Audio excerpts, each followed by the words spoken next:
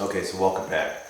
Okay, so now what we're going to start talking about in this video is what's called numerical integration.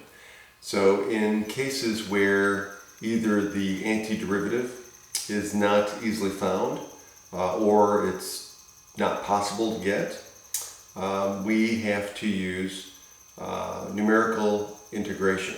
Okay. Also, in some cases where what we call we can't find what's called a closed form of the antiderivative. Okay, what that means is that there's just no formula, given formula or known formula for representing the area under the curve for the integral, or no closed form for the integral. There's no function or formula that we can put in there.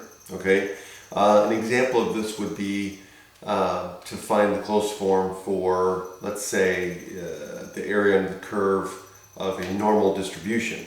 Okay, there is no closed form for that. Okay, no easy function or formula that we can find for that. So we can't get the exact answer using integration for the area under the curve. So in these cases, we have to use an approximation.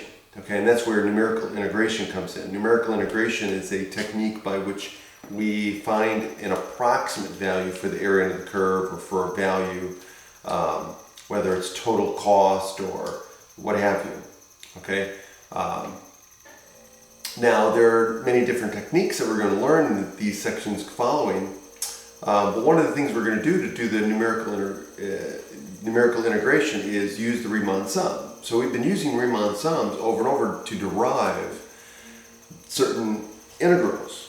Well, the Riemann sum is what we also use to approximate, right, values. So we've been using Riemann sums, so we're going to continue using Riemann sums to approximate the values or the area under the curve for a smooth curve.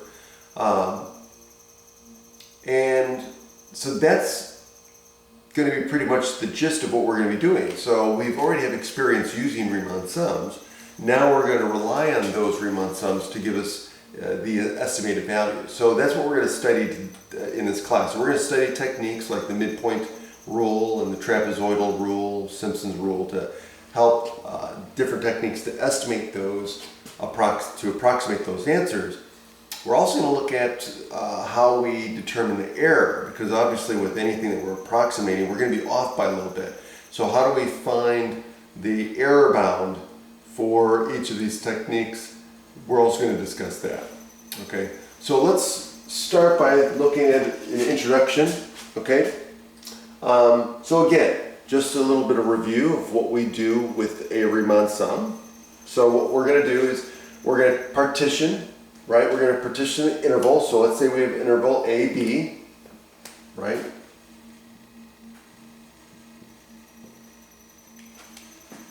We're going to partition it n subintervals, where these are the endpoints from x0 to x sub n, where A is equal to the x0, right, the left endpoint, and then x1 through x sub n1 minus 1 are all endpoints of these subintervals, and then the last x sub n is equal to b, which is the right endpoint for the interval. Okay, so we're going to take these, and then we're also going to take a samples. Okay, so these are our sample points. So we have a set of sample points where each sample point, x1 star through x sub n star, are just sample points picked from each one of the n subintervals. Okay, and again, so we're basically x sub I star is somewhere in between the two endpoints of each subinterval for all I. So again, that's what this is saying. This first part is saying. Okay, so basically, just to recap, we're subdividing the interval AB into n subintervals, regular subintervals. So each subinterval is the same width, and then we're going to pick a sample point from each subinterval. Okay, and that's the sample point that we're going to stick into the function. Okay, so now this is the Riemann sum, right? So this is a Riemann sum. So we're going to take the sum of all of the values of f of x sub I star and times the height of, or the width of each subinterval. Okay? So again, we're taking the area of the rectangle, right? This is the height of the rectangle at some sample point for a subinterval, and this is the width of the rectangle. So if we take the sum of all these rectangles, then we get the approximate area under the curve. Okay, and again, this is just saying that this is the width of the subinterval, the length of the subinterval. Okay, and so now the midpoint rule that I'm going to introduce formally in the next video is basically where are we going to pick our sample points. Really, that's the way we're going to do this. Okay, so in the midpoint rule, we're just going to pick the midpoint. So let's call that m sub I star. Okay. So we're going to take the midpoint m sub I star, and what are we going to do? We're going to take x sub I plus x sub I minus 1 divided by 2. Okay?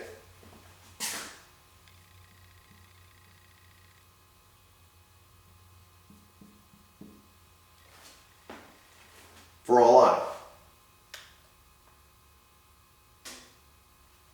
Okay? Or for I equals 1 to n. Or 0 to n. Okay? But what we're going to do is we're going to take each m sub I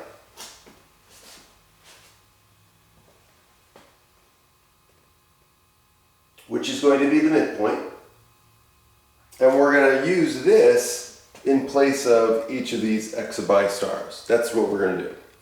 So basically we're going to take the midpoint of each rectangle as the height of the rectangle to estimate the area under the curve for that particular rectangle. Okay?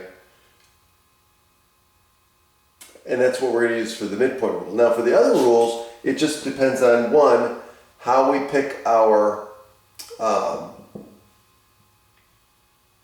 sample point, but also depends on how we're going to calculate our area.